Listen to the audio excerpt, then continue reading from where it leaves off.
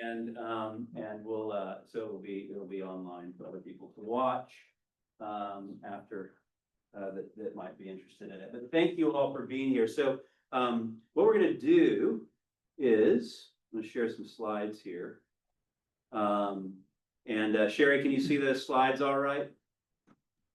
Yes, we can. Thank you. All right, so I'm gonna do this real quick.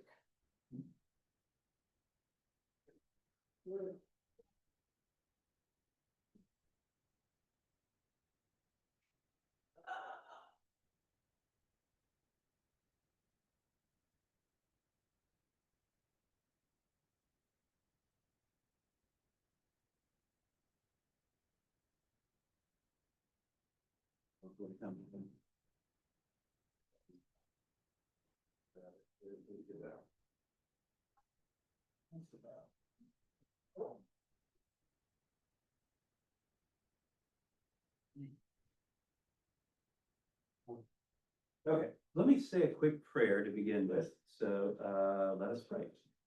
Dear gracious God, I give you thanks for all of the many blessings in our life. Above all, the immeasurable love you poured into our world through your son, Jesus. And I'm really grateful in particular for how that love showed up last night in the lives of all those who were confirmed, received, and baptized here at St. Julian's, for the love and joy in the room, for all that it has pointed us to in terms of what you've already accomplished among us and what is still possible. And I pray that you would be with us as we prepare for ingathering, that we would receive exactly what we need to only do what you're calling us to do in the year to come. And also pray, Lord, that we'd have a lively sense of your presence with us now. Find some joy and fun in this time we get to spend together. And we love you, and we pray in Jesus' name. Amen. So the purpose today is just to kind of update you a little bit on kind of where St. Julian's is, and kind of where St. Julian's is, and then a brief look at the preliminary budget, very high level. Again, in preparation for Ingathering Sunday next week, with the hopes that it might help you think about your own giving. Now, preliminary is an important word in this process, right? So we put together a budget, and I want you to know there's a lot of hands that go into preparing this budget. It is not done by me in a corner, okay? There's about 70 people who participate in the budgeting process. That includes the Bishops Committee, all of our ministry leaders, our finance committee, our staff, and our clergy, all participate in this process. There's a lot of hands on it. And there are a lot of things that are in the budget that we are, but again, what I say is it is preliminary, meaning that everything is dependent on ingathering next week. Like we have everything in there that we hope for, that we're dreaming for. And then we have ingathering, and then there's a couple of weeks of beating the bushes for those who need a little bit more time to get their pledges in. And then the finance committee will sit down again with a preliminary budget and real income numbers, and we'll make it work. Because our commitment is always to a balanced budget, always to a balanced budget. And our commitment's further not to budget anything that isn't a pledge that is given to us in writing, either through our online or through the card, or I will accept a personal email, but that's about it. So we only budget pledges we actually receive, and we're committed to a balanced budget. And so essentially we end up at this point where we have a preliminary budget, all the pledges are in, and we make it work. And I will say that more times than not, there have been some tight moments, but more times than not, as I prayed, people have participated, and we've had exactly what we need to do exactly what God's calling us to do. And I feel very grateful for that. Stewardship at St. Julian's is not like pulling teeth, and it's not uncomfortable. And I think that's because we're not afraid to talk about money at St. Julian's. Like, it's important to be able to talk about things like money in communities of faith, something that has so much impact on our life. In this place where hopefully we're talking about the most important things in our life. Jesus talks about money more than anything else in the Gospels. One thing: right? And so it's okay for us to think about that, to support each other so that we can have a healthy life-giving relationship with our resources, and not a conflicted or even a skew one. And so anyway, and I think that's partly why though at St. Julian's we had stewardship doesn't feel like pulling teeth. It feels like a part of our just annual work together, part of discipleship, following Christ. Okay, before I get into the budget though, as a reminder, this is our vision statement at St. Julian's. Growing in relationship, loving all well, seeking intimacy with Christ. So I love this vision statement. It comes from Julian's writings. I've said this to you before, but I will say it again very quickly. At the end of the second chapter of the short and long version of Revelations of Divine Love, Julian asked for 3 wounds, which I think is medieval language for 3 things deeply felt. The first one was the wound of contrition. The second one was the wound of compassion. The third one was to desire intimacy with Christ. And those were the 3 wounds that she asked Jesus to give her. And contrition, for me, is where growing in relationship comes from. And the reason for that is I really believe that if we are to grow in relationship, that we have to be able to do the good, hard, interpersonal work of saying, I'm sorry, of saying you're forgiven, of dealing with our differences with openness and with mutuality and respect and grace.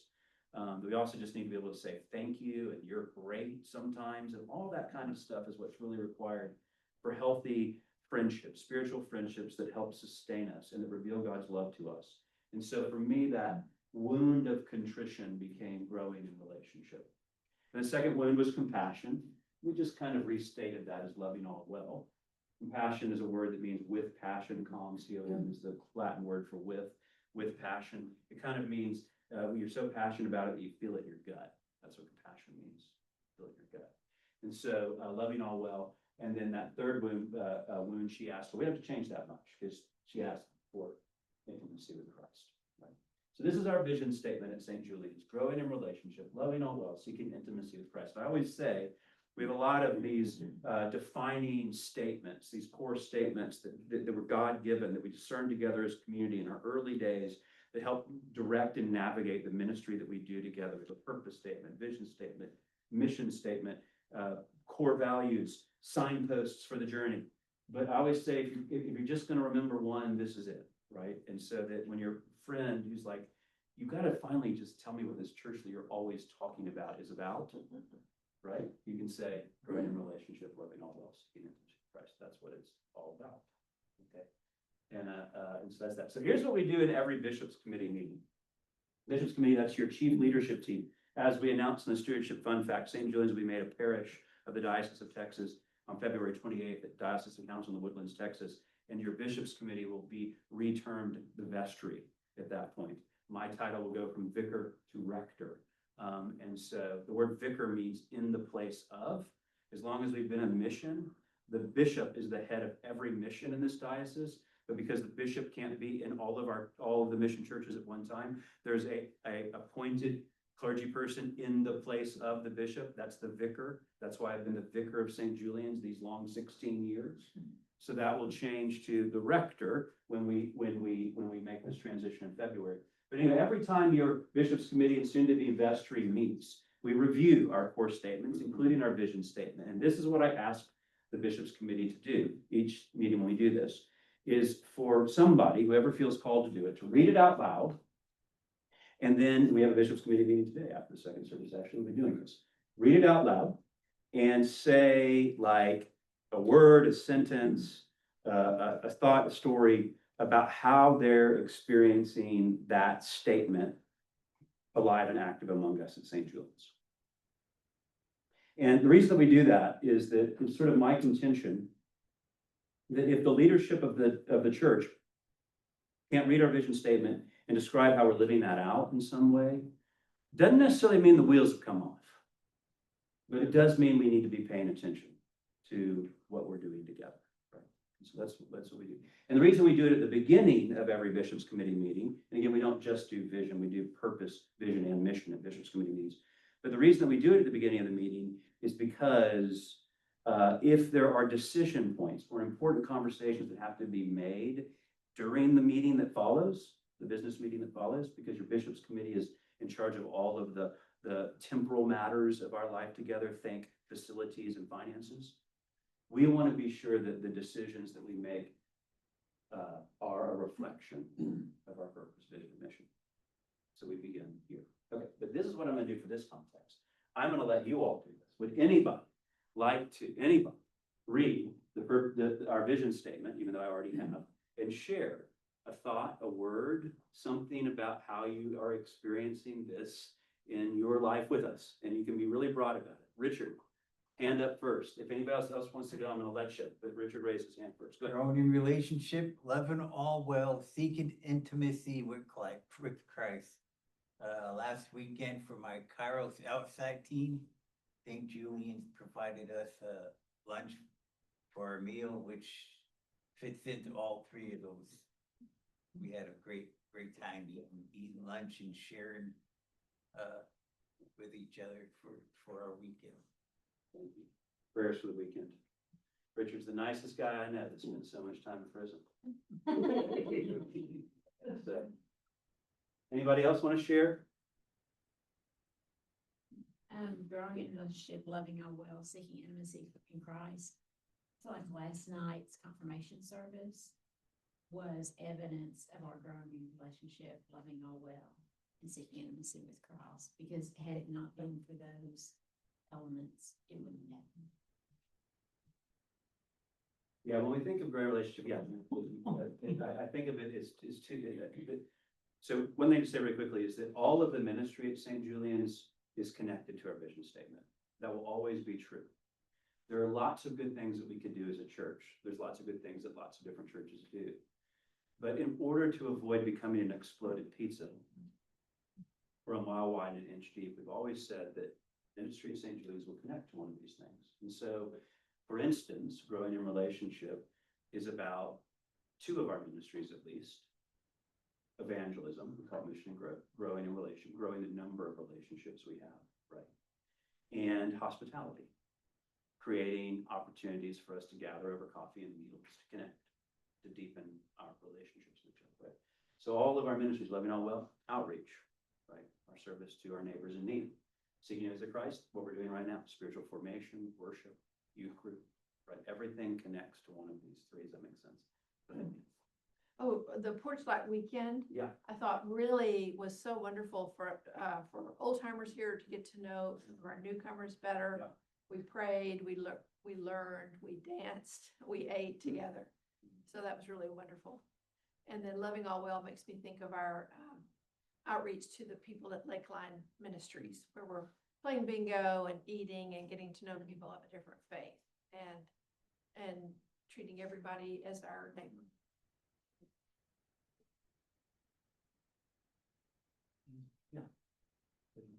Growing relationship, the growing all seeking intimacy with Christ. I think when I see it, I read that right there about our Navajo friends. We go to Navajo land and go worship, helping them out. Thanks, James. Yeah. Yeah.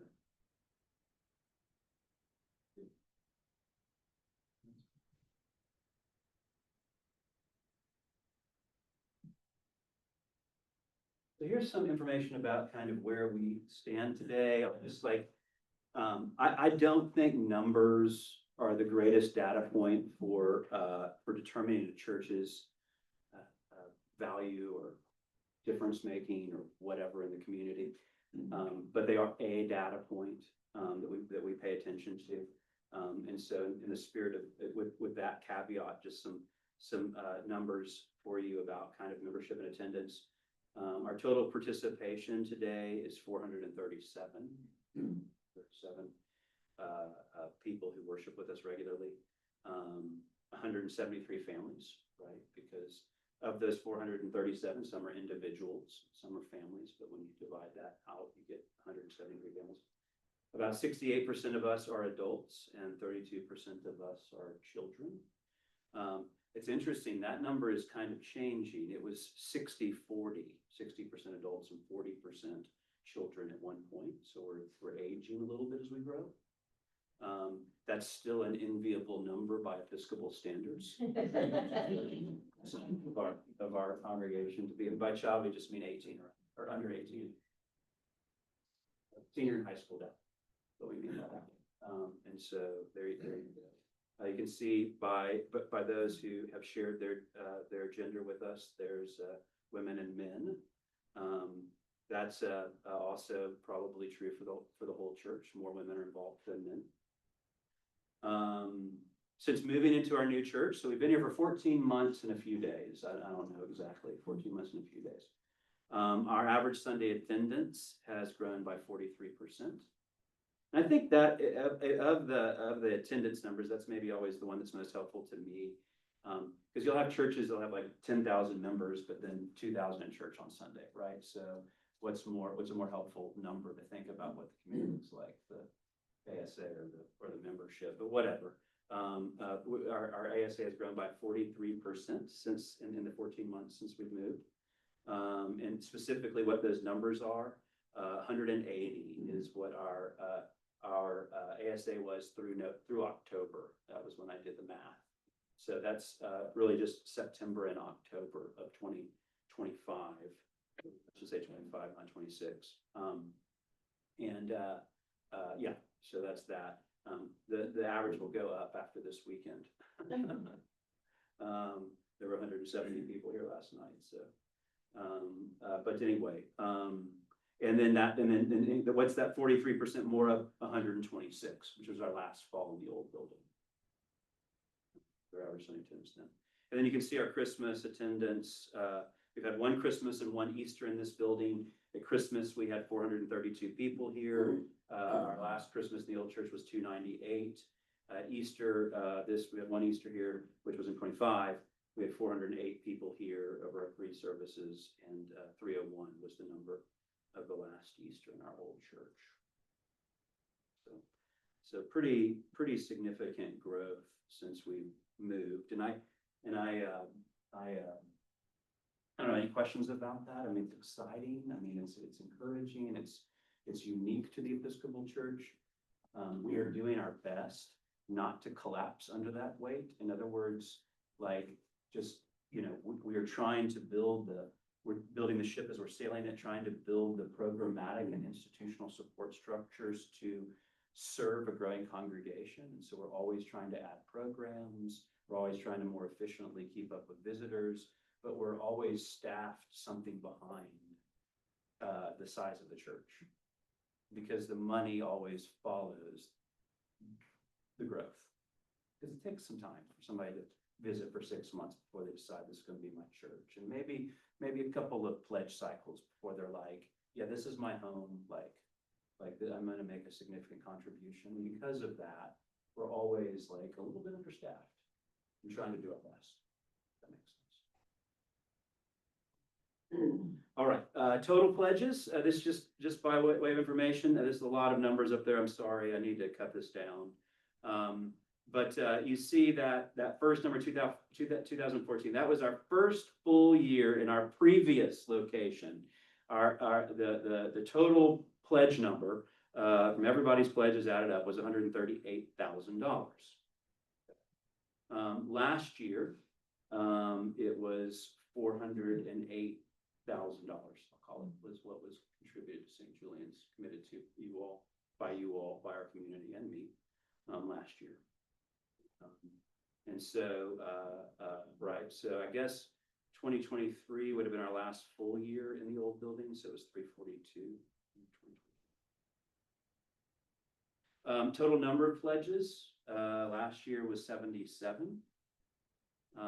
There were 77 pledges.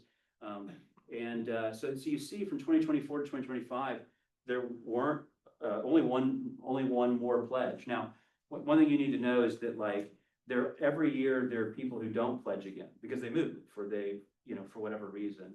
So this isn't a reflection of how many new pledges there were. And so necessarily, I didn't go back and look at how many new pledges were last year, but I do think this speaks to my point that I just described about how kind of the finances follow growth, was that we had our last season giving thanks 2 months after moving to this building. And so really, most of the pledging last year were people who were already at had been at St. Julian's prior to the move. I guess there's certainly exceptions to that, but in general. And then you see our average pledge, that's just you take the total number and divide it by the number of pledges. In 2025, it was $5,301. So that was our average pledge. And we have pledges everywhere from $5 a week. Excuse me, $5 a month, to $30,000 about. It's probably about our high annual pledge, something like that. So kind of in between and like I said, like that's how it should be. Like that $5 a month pledge, because I know that family means so much to me. Means so much to us, right? So they all matter and they all look different for all of us. But this is just the average number. I do like to say to people sometimes, like, if you are new to church finances, you know, and you're throwing a dart into the wind about what should I do, right? That this might be a barometer for you. It may be a number that's aspirational to get to, say, I want to get to the average pledge over the next 5 years, right? Or just different for all of us. It may be a place to begin or not, you know. Some people say, don't share this number because then people are going to give less. I don't think that's true. I'm just sharing it. It is what it is. And I think that, but anyway, there's our average pledge. And, but I think it might be a helpful number to think about. It's about, and just so you know, that's about, I'd say $1,500 more, somewhere between $2,000 and $1,500 more than the average pledge in the Episcopal Church total, like all Episcopal churches, and it's about the same as this diocese. So about the same as this, in this diocese, the average is right around there. This diocese, very typically stronger than other parts of the church that are experiencing pretty significant decline. Any questions about that slide? That's the average pledge per year. Per year, yeah. So this would be simply 408,000 divided by 77 is that number, and that's an annual number. An annual number. Yep.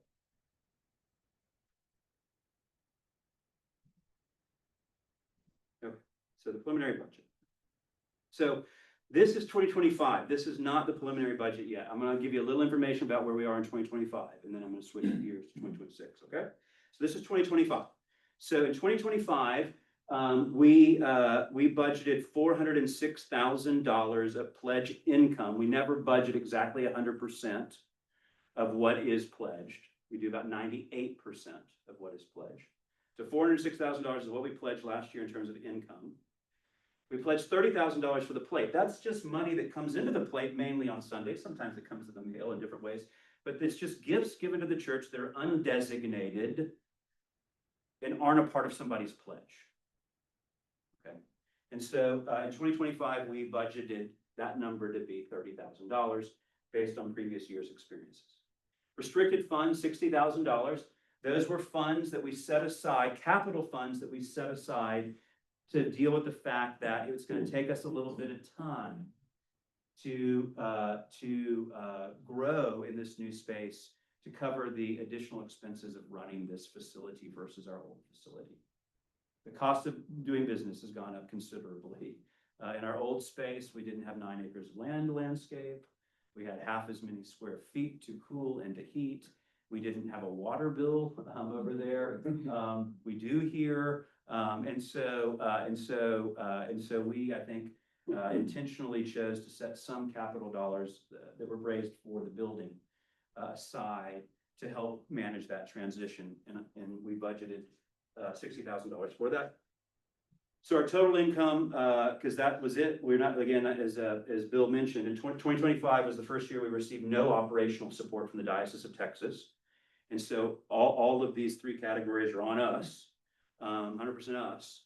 Our total income was $496,000, and then our total budget, if you looked at all the expenses add up, it was $495,693. Again, we are committed to a balanced budget. Okay, so that was just the budget for this year. Now here's what we've actually done. This is helpful to see. Pledge income. So far, through the first 3 quarters, just through September of 2025, we've received $1,500 of pledge income, which means we're about $30,000 behind where we would be if you just divided by 12. If you divided the total, the 406,000 we budgeted by 12, and they'd come in, we would be at $304,000. I will say, this is not unusual or concerning in any way. The fourth quarter is our best quarter. In fact, we're ending the third quarter this year a little bit stronger. I think we were 40 or 50 behind the last year by the end of the summer. It's just kind of a traditional thing. There's kind of an upside down bell curve when it comes to pledges coming in. It's not unique to St. Julian's. The summer is the slowest time. People are traveling in a way, get behind, and then people make up at the end. Some people just give at the end. That's always a part of their plan. They do it all at once at the end of the year. And so this is actually, in some ways, believe it or not, an encouraging number to me. Another encouraging number is our plate offering. Remember, we budgeted for the whole year $30,000 to come in the plate. Well, as the end of September, so through the first three quarters, we'd exceeded that. $31,000 had come into the plate. The 22,000 is if it had come in. 22,000 is what it would have been if the budgeted number for three quarters. And so we also expect the plate for the fourth quarter to be best. So we're going to profoundly do better on our plate offering. And the answer to that is, this is where you're seeing the growth, right? So people joined during the year, and either they joined us right after we moved into the new building and weren't ready to pledge yet, or they joined after in-gathering last year, and they're pledging through the plate. They're giving every week into the plate because they're not a pledge. They didn't fill out a pledge card. And so whenever our plate offering exceeds the budget amount significantly, it always bodes well for the next round of pledges. We'll see. I know it will. But that's that. All right. Restricted funds. This is the $60,000 of capital dollars that we budgeted to help with building expenses. It was $60,000 a year, so it would have been $45,000 through the first three quarters. It says here that because we haven't taken any of it yet, and we're hoping to take as little of it as possible. We're going to wait and see what we need. We don't have a cash flow problem, and our hope is to keep all those dollars in capital, and so we haven't taken any of it yet. Okay. A new line item that we didn't budget for, that's why it's zero on the right side of the slash, is we've begun to rent the space out. And so this year, through the first three quarters, we have gotten $5,000 of rental. Next year, we're budgeting 10 because we're getting better at it. Most of that is outside groups. Some of it is us. We have two different pay scales for members versus non-members. So if you want to do a birthday party or a rehearsal dinner or a whatever, seek him. We would love for you to use the space. And it's really for us, we're really just covering our costs. It's really reasonable. For outside groups, we make a little bit of money. And so a big part of this is recitals. It's been a big hit for us. Some like preschool graduation. We did a Chinese preschool graduation. It was like the cutest thing I've ever seen. But anyway, it's that sort of thing, if that makes sense. So you see our total income is $310,000 versus $372,000, which was budgeted, but that's because we've taken zero out of the restricted funds because we haven't had to, because we have enough cash on hand. We'll see what we have to do at the end of the year, if we have to take any of it or not. And because the pledge income is still behind at this point in the year. Okay. Expenses. To this point in the year, again, if we spent monies in 1/12, if you took the total budget divided by 12, we would have spent $371,770 by the end of September. We'd actually only spent $344,723. So we are, in terms of our expenses, through September, about $27,000 under budget, and that's good. That's always good. We're watching our spending. That's good. And then lastly, cash on hand through September 2025, we had about $582,000 of cash on hand. 2007 of that is in our operating account, $374,000 in our capital accounts, and $1,000 is in our old building fund from the old building that we haven't gotten rid of yet.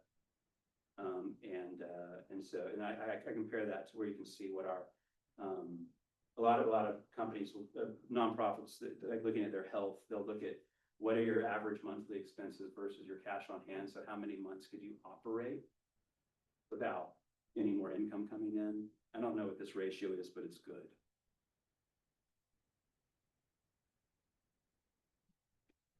Any questions about where we are to date? I think we're in a really good place is my reading of it. And I'm really hoping we don't have to that we have to take very little of the restricted dollars to balance the budget. Now I'm going to move on to 2026. Okay. So here is the total expense in the new budget, preliminary budget, $565,000. It was if you went back and checked that, the number from last year was 495. So it's about a $70,000 increase or 14%. We have upped plate to $35,000 from 30 last year. So that's the expenses, 565. Now I'm going to talk about income. We've upped the plate to 35,000. We have lowered the restricted gifts to $40,000. And really what we're doing with this $40,000 is we're not taking any more capital dollars to balance the budget. What this is specifically is in 2025, we spent out of our operational dollars, $40,000 to maintain the old property till it's sold. Because the whole time it was on the market, even though we were out of it for 14 months, we were paying insurance, mortgage, fire alarm, power, all that had to stay on. It cost us about $6,000 a month to hold that building for the 14 months that we were in this building. We've already reimbursed ourselves for what we spent in the sale of the building. When we sold it, we finally did sell it in the end of August, $1.55 million. We got $220,000 of that cash for us. We gave the diocese $750,000 of it, which was a part of our loan on building this building. And we still owed Frost Bank about $450,000 on it. So after Frost was paid, the diocese was paid, we got $220,000. Okay. We did reimburse ourselves for what we spent on the carry in 2024. We have not in 2025. And so our plan is, rather than taking any more capital dollars, would be, if we need it, to reimburse ourselves what we've spent on the building in 2025 in 2026. That's what that $40,000 is. Okay. I mentioned event income, that's $10,000, right? And then diocese sabbatical grant. I haven't said much about this, the leadership knows, but I am going on sabbatical this year. It'll be 9 years since my last sabbatical. I put it off for 2 years because of how this building has landed, but I'm going to be on sabbatical this summer. And so there's a grant the diocese provides for that. That's both for me, for the person who's going on sabbatical to support their learning and adventures, but also to, if the church does need to pay more for clergy or something like that while I'm gone, it's for that as well. So what you'll see there is that when you add up those income line items, the plate at 35, the reimbursement from our 2025 carry costs on the old facility, 40, events 10, diocese sabbatical grant, 7,500. And you subtract that from the total expenses, $565,000, right? We are hoping that our pledge number comes in slightly above $473,000. And I told y'all last year it was about 409.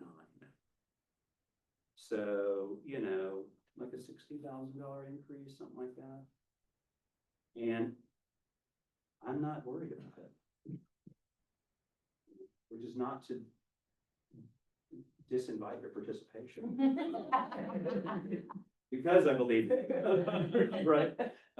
Because of the 43% ASK growth. I think we can do it.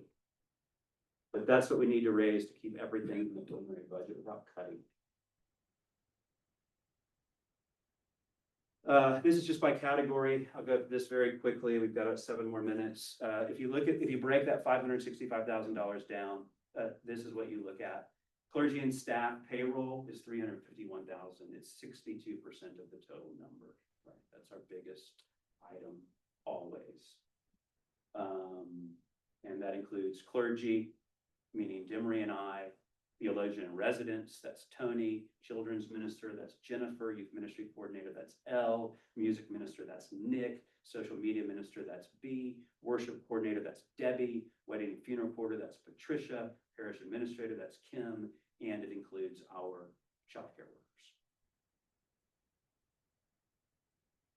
Ministry and programs, about $32,000. This is direct ministry expenses. Okay, this is outreach, Like the man and bag stuff. buying man bag stuff. Thank you. Outreach, buying man bag stuff. Yep. The youth group dinners for the kids or things they do, right? Does that make sense? Christian ed, like when Tony brings in speakers. Hospitality, it's like the paper plates and cups and things that we are using. And the coffee and all that kind of stuff. Mission and growth, they do a lot of advertising, right? So that's that. So all those are things. All of our direct ministries, men's and women's ministries, that's their retreats. Next, diocesan assessment and council, that's about $33,000. So we give a percentage, it's about 7% of our budget, of everything of what we get a year, we just send on to the diocese to support the ministry, our bishop and all of his staff's ministry and good work around the diocese. And so that's the biggest part. That's like 30 of 33. And yeah, Does that change when we become a parish? does not. Now this was one of the wise things, and I can't take credit for the diocese did it, is even when like most of our budget was coming from the diocese, there was a point when we got $150,000 a year to support at the very beginning, 16 years ago. Like that first year, our budget was like, I'll say like $190,000 and 150 came from the diocese, and we all together pledged 40 that first year, and that was our budget. And over the years, St. Julian's people have been going up and what the diocese has been giving us going down. But all along from the beginning, we included the full assessment. So even when they were giving us most of our budget, we were still giving 7% back. And that way it's always been built into the budget. So this isn't like we had to fit $30,000 new dollars in this year, and it will not change. Like missions pay the same percentage as parishes. The other thing I'll say about it is that this is a good thing for you all to know, because it's a real gift that happens in this diocese and doesn't happen everywhere. It includes also, in addition to the ministry of the diocese, it includes all of our clergy's health care and their families' health care. One thing you'll never see in St. Julian's budget is a line item for clergy's insurance benefits. The diocese handles that outside directly. It's a total gift. And it's not true in every diocese, and certainly denomination. But most other dioceses, the congregations are fitting their clergy's benefits in with their salaries, trying to pay for all of it. In the Diocese of Texas, that's the diocese pays 100%. And it's not just the individual, it's their whole family. So my whole family's insurance is paid for by the Diocese of Texas, has been for the 23 years I've been ordained. And will in retirement for the rest of my life. It's a real gift. I just want to give our diocese credit for that. Okay. All right, so there's that. That is if I retire in this diocese, but I'm not going anywhere. So that's okay, and then there's a little bit more for council. We have to go to council and it costs something and we take people and that sort of thing. Building and grounds, there you go. That's what I talked about. This building is costing us about, in 2026, we think about $132,000 to maintain this building. Mortgage, utilities, inspections, insurance, cleaning expenses, landscaping, regular maintenance. The other thing we put in here that I want to note and call out is security. St. Julian's has contracted with a private security firm that provides security on Sunday mornings and for major events. That was something we began during 2025.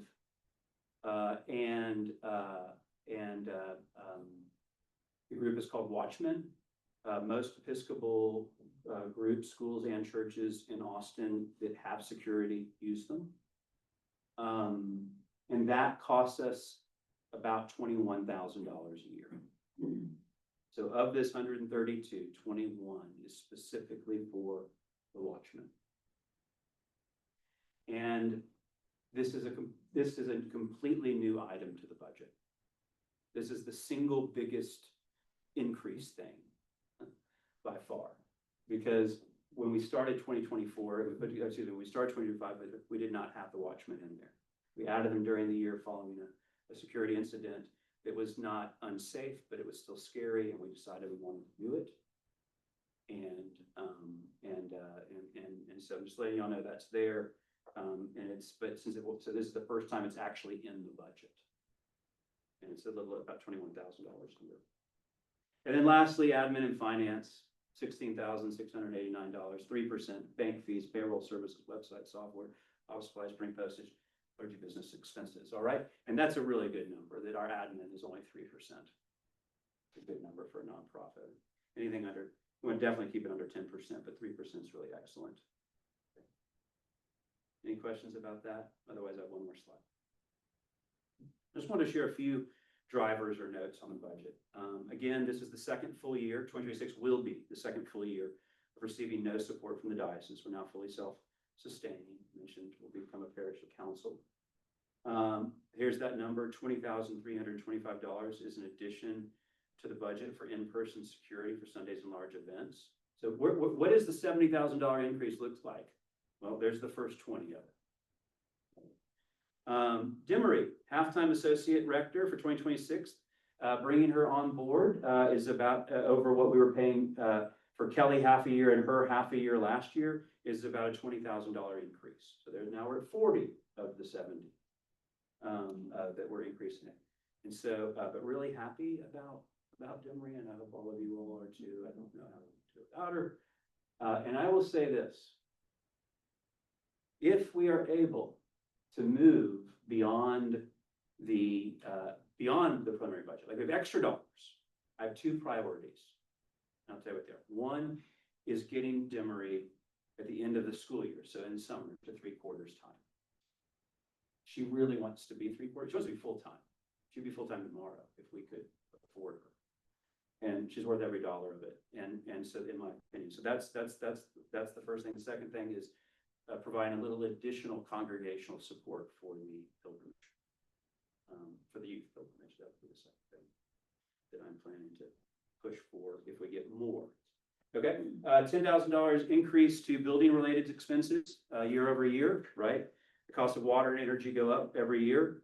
And then we are adding to our at least we hope to, we're adding to our bookkeeper / administrators hours. She's paid hourly. It's about 5 additional hours a week, which adds up to $9,000 for the year. She makes about $34 an hour.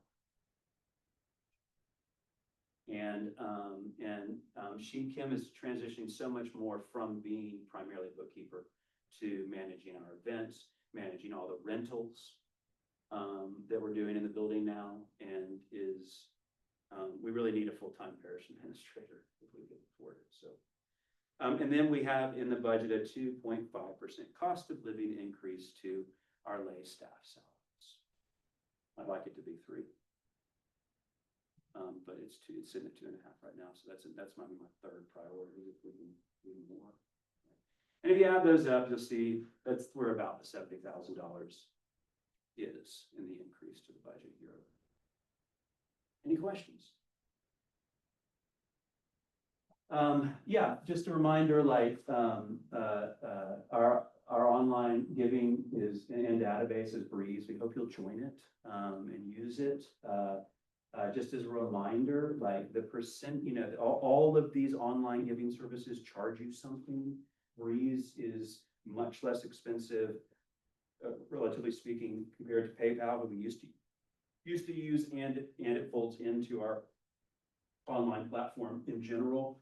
It is a smaller percentage that we or you pay if you use ACH over credit card, but I get miles, I get points, so it's up to you. But I will say there's always that chance to check the box to cover those fees if you're willing to do it. And also join Breeze because it's our directory. And so, if you join Breeze, you can get everybody's phone numbers and email addresses, right? And I want you to go on Breeze, also join so that you can be sure all of your contact information is correct, that you can put a picture of you rather than a little circle. So we can put a face to a name. Like, Like the database is only as useful as we make it, right? And then lastly, next week, reminder, two services, 9/11/15. We'll have a time where we'll gather in pledges. For those that have already come in, again, those will already be at the altar. What I'm gonna invite you to do, for those who've already made the pledges, they'll all be printed out in there. I'm gonna invite you at that time when others are bringing their cards up, to just come touch the altar. That, just sort of as a sign of your participation, since your pledge is already in there. Does that make sense? We'll do that during open space. And then between services, we'll have a Thanksgiving meal. And my reminder for that is please remember to bring a side to share. All right. I'm 4 minutes over. Yeah. go. Quick question. Yeah. Do you prefer, so I'm gonna do, in my mind, we think annual pledge. Yeah, yeah. Do you prefer that all in one sum, quarterly, monthly? Really good question. Thank you for asking that. So totally up to you. We have people that give weekly, quarterly, monthly, annually. We have people that give by, a check comes in the mail. Some people, what I do is I do my own online banking. I don't do it through this to avoid through Breeze to avoid the charge. So my bank sends a check to St. Julian's every month. So your own bill pay. You can use Breeze if it's helpful. And then we have people who give through stock and retirement distributions. All of those can be done. But the answer is we're good. I mean, we're good on cash flow. It's what is best for you, because we do want to maximize your ability to give. And so if giving monthly or weekly means you can do more, well, that's what I'd say do. But really it is whatever works best for you. What's key for us is that you let us know on the form. Then we can, otherwise it doesn't matter. It's good for us to know what to expect, but whatever works best for you. Corporate matching, right? Like- There is corporate matching too, yeah, and so do pay attention to that.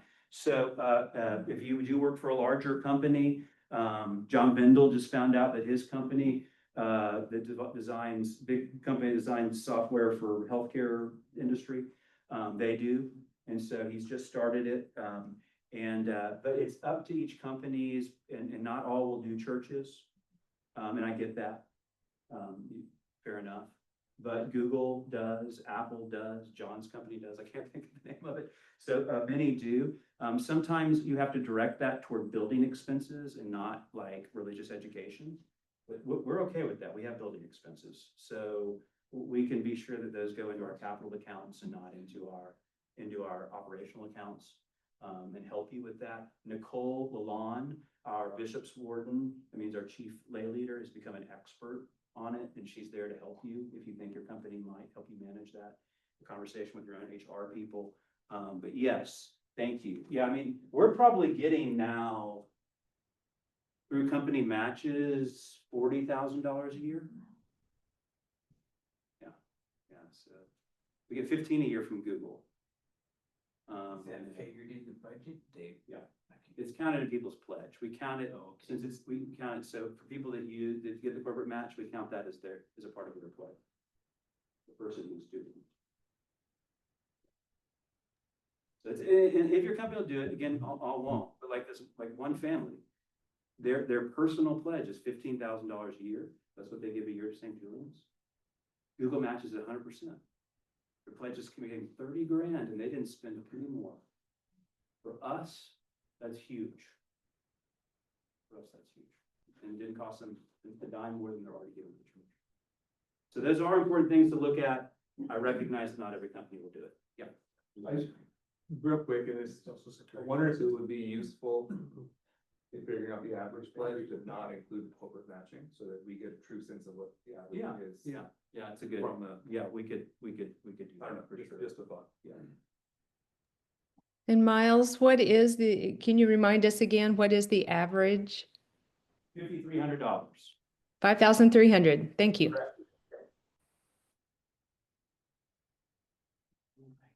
Okay, friends, I gotta go do church. Thank you all. God bless. We'll see you next week. And thank you for everything.